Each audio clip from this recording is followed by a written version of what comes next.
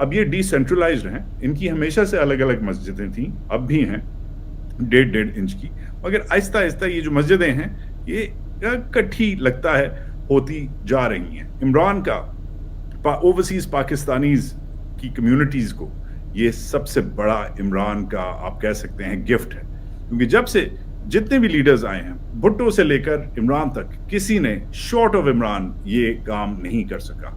भुट्टो ऐसे गैल्वनाइज नहीं कर सका ओवरसीज पाकिस्तानीज को, उस वक्त भी बाहर पाकिस्तानी रहते थे।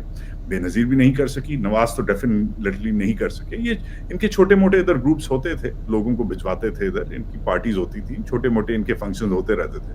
मगर इमरान ने चार्ज किया है जिस तरीके से इस डिसेंट्रलाइज्ड ओवरसीज पाकिस्तानी कम्युनिटी को, चाहे वो इंग्लैंड में हो, इधर हो, जिधर भी हो, उनको गैल्वनाइज किया है, ऑर्गेनाइज किया है, और अब ये पॉलिसी इफेक्ट करने लग गए हैं।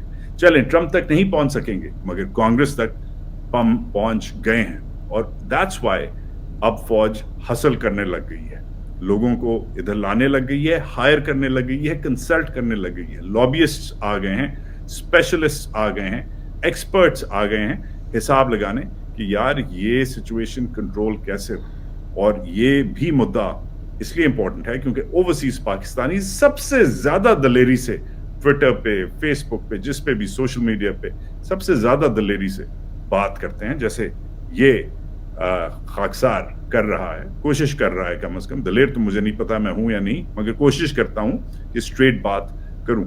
ये भी बैकफायर करने लग गई है और ये भी डिजिटली ही हो रहा है।